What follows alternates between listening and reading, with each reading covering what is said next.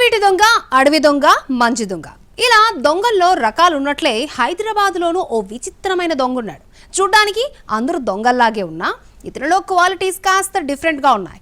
ఏ ఇంట్లో ఎంత దొంగతనం చేశాను, ఏమేం దొంగతనం చేశాను అనే డీటెయిల్స్ ఆ ఇంట్లో చీటీ రాసి పెట్టి వెళ్ళడం ఇతని స్టైల్. అంతేకాదు same to same, copy to copy తన డైరీలోనూ నోట్ చేస్తాడు. అలా ఎందుకు చేస్తావని అడిగితే దిమ్మ తిరిగే ఆన్సర్ ఇచ్చాడు.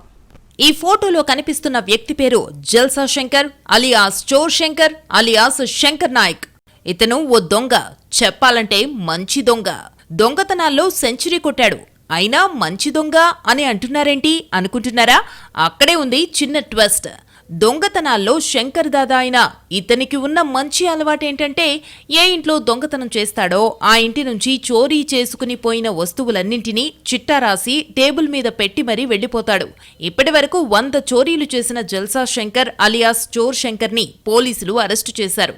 గతంలో ఒకసారి అరెస్టు చేసి జైలుకు పంపించినప్పటికీ కొన్ని రోజుల్లోనే బయటకొచ్చిన జల్సా శంకర్ ఇప్పుడు నారాయణగూడలో దొంగతనం చేస్తూ రెడ్ హ్యాండెడ్ గా పోలీసులకు చిక్కాడు.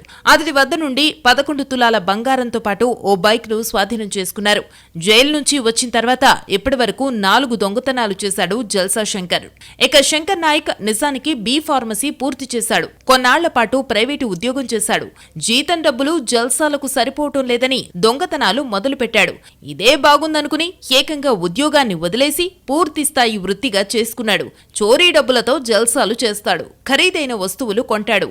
అప్పుడప్పుడు దాన ధర్మాలు కూడా చేస్తాడు. క్లుప్తంగా ఇది జల్సా శంకర్ స్టైల్.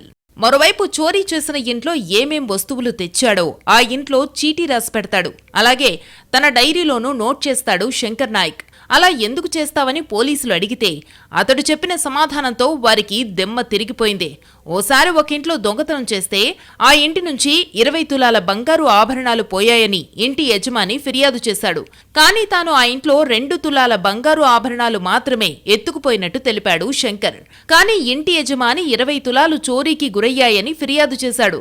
దీంతో పోలీసులు శంకర్ను చిత్రహింసలకు గురిచేశారు. అయితే 2 తులాల బంగారం మాత్రమే తీసుకుపోయానని అందుకు సంబంధించిన సాక్ష్యాన్ని చూపెట్టాడు. దీంతో పోలీసులు ఫిర్యాదుదారునిపైనే తిరిగి కేసు పెట్టారు. అప్పట్నుంచి తప్పనిసరిగా చోరీలు చేసిన చిట్టాతో పాటు డైరీని మెయింటైన్ చేస్తూ ఉండడం అలవాటుగా మారిందన్నాడు శంకర్. దీంతో పోలీసులు నివ్వెరపోయారు.